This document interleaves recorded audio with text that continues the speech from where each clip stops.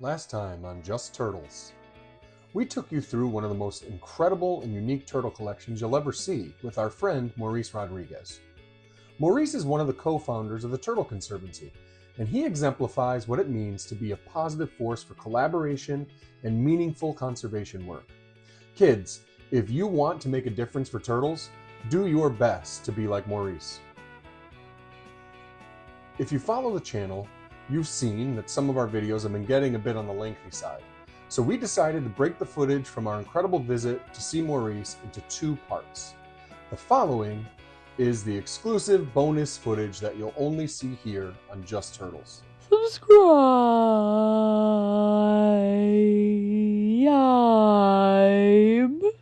So these are the, that you said the two, this is Trifasciata trifasciata, this is Trifasciata luteola.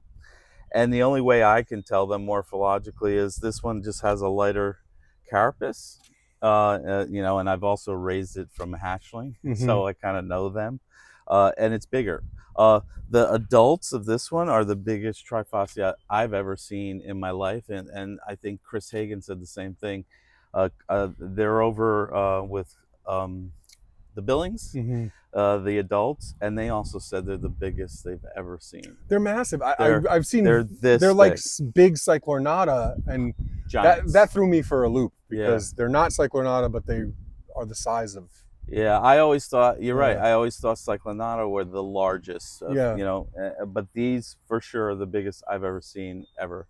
And they're giants. So, and this one's grown a little more than this one, even though they were the same size when they arrived, and they get fed the same. So interesting. Yeah, I'm interested to see how they progress. Yeah. I have more of these that Chris, very awesome to work with because he sends you babies. Right. Not everybody does. Not everybody does.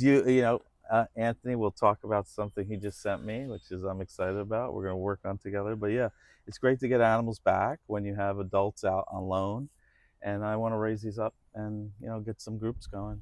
Yeah. So yeah. That's so awesome. This is their. Thank you.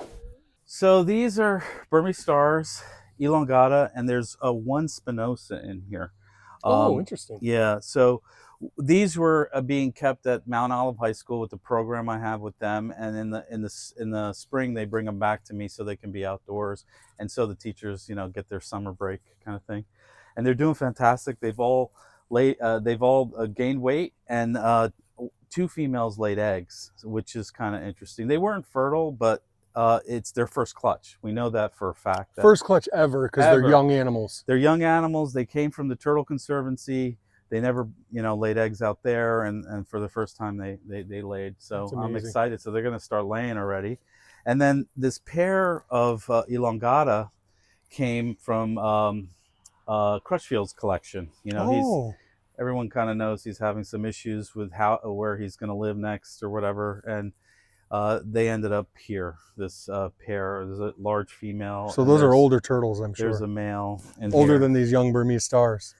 Yeah. So, Burmese stars, when in the video that we did at the Turtle Conservancy, which was so incredible, I talked about Burmese stars briefly. They're a species that really is, and you kind of alluded to it when we were talking about Ruby, who's a turtle from Myanmar, a Burmese turtle, and now these are Burmese star tortoises. They are another example of a species really being saved from the brink. They were extinct in the wild, and there was actually a lot of information that came from the captive breeding of the species that helped in situ captive breeding that really saved the species from extinction. Exactly. And again, kudos to WCS and TSA. They really led those programs with not only the Badager, but the Burmese star. If it wasn't for them, these might be gone now. We might never see them in the wild again, but luckily we can.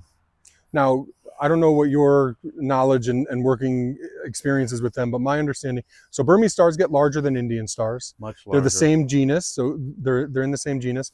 And they also are a little bit more hardy and definitely more prolific than their Indian cousins. So if you're thinking, oh my gosh, one day I just want a star tortoise, and you live somewhere that's generally good for tortoises, like say Florida, this is also a species that seems to like it a little more humid, dare I say, sometimes wet or saturated Yeah. than their Indian cousins. So this might be the species for you. If you're looking for indoors in a place that gets really dry, particularly when you're keeping them indoors, maybe an Indian star tortoise might be better. But overall, I think keepers who keep both of those species will tell you that the Burmese star is a lot more hardy and does better in captivity and is also more prolific and fecund than the Indian star. Right, and but they get quite large. We have our largest female at the Turtle Conservancy is about 6 kilograms, but I read online they can get up to 13 with some that are just giants. You know, like you have with the red yellowfoot tortoises, you'll have a normal yellowfoot, but then you'll have one the size of a Galapagos tortoise. So with these, they apparently have that same condition where some of them, not rarely found, but get really, really large. So prepare for that size. And this looks okay for them. They could probably live in the winter in something this size, but they're going to be in a 20-foot by 20-foot enclosure soon. Yeah, they just came back from the school, and this is temporary. Yeah, but it's important to say that. No, it is. Because again, I want them to be in the best conditions. Yeah. So these are Moremy's nigricans. Apparently, the big-headed, big red heads on these when they're adults. These were also captive bred by Peter Proschag, the Turtle Island, and sent to me. So I'm excited to be able to raise them, work with this species. I've never kept these before, so I'm excited. There are 2.5 in here. That's awesome. And they're going to go outside. I'm still getting things outside. Now, I wrote an article about them in 2015. And they're called Dumbheads. And Peter helped me with my article. And I thought, what a cool guy, to even give me the time of day. At that time, he didn't know who the heck I was at all. I ended up meeting him at Bill McCord's house in later years, but that was really cool to me. So to see them in person, I've never seen those before, but I've known about them for 10 years now. For a long time. Really cool, unique. And it'd be interesting to see, like the Reeves, are they actually big heads because of the diet or because of genetics? It's probably the diet, but it's still probably a different locale than anyone. It is. According to Peter, these are from a locale where he believes no one in the United States has. Right. He knows exactly where the adults are from. And this is a species that is extinct in the wild. Correct. So that's kind of an interesting and big deal. Exactly. He has the exact coordinates. Anyway, you have a big, awesome turtle in your hands. Yeah. So this one here is the male Peltocephalus that I'm going to pair up with the female. He's not with her now because he's just too aggressive. But he's going to go outside too, get some sun. And this one came from Baltimore Zoo. It's the offspring of that famous male that died recently. That's such a shame. Yeah. He looks glorious. Yeah. So he's nice. And again, they're very docile compared to the Madagascar one, because people look at this, they think it's Madagascarensis. It looks very, very similar. But on the face. Yeah. Yeah. But the Madagascarensis, you can never do this. It would just tear your finger off. So yeah. That's cool, man. Cool animal.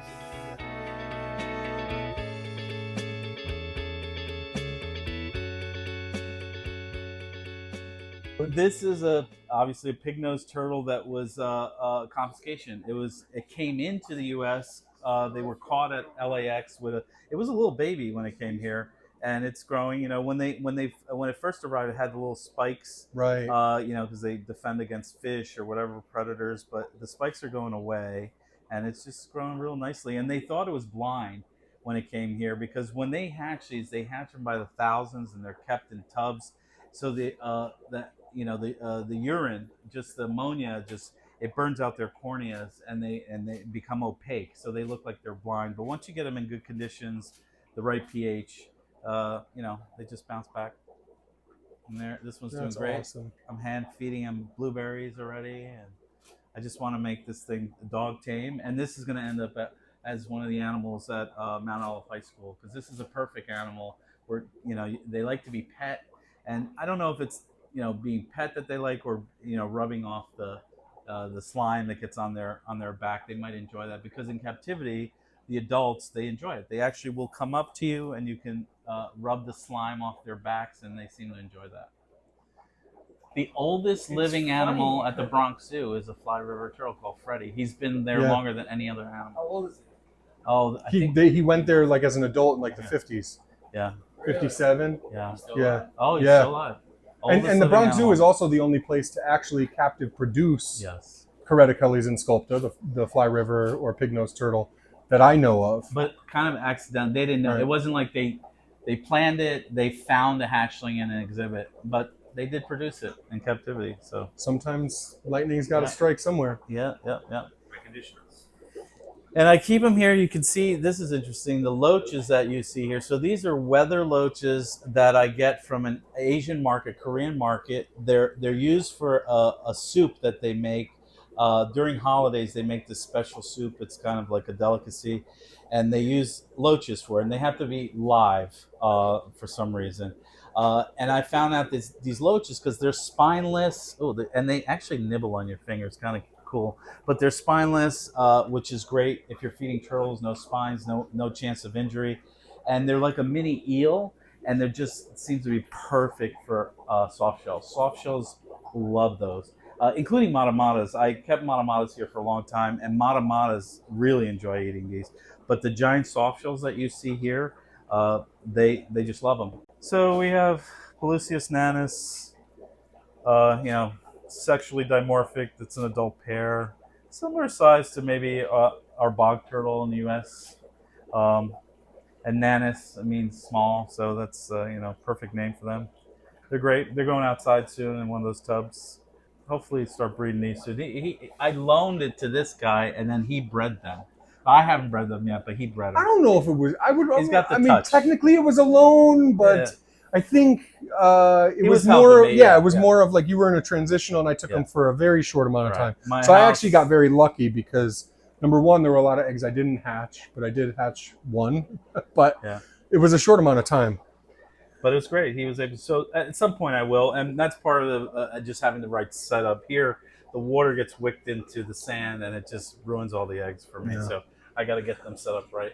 And so this summer they're going to go out into the right enclosure, and then while they're out, I'm going to fix this so the sand doesn't get water in it. And he says set up right, but they are set up right. There's just one little thing needs to be tweaked to make sure that they, Right. produce and that the eggs are okay. So the animals are very happy. It's just that for the eggs to survive, they need something different than the adult turtles. Yeah. So that one tweak will change everything. I'll probably produce a lot of eggs. We'll Pretty awesome.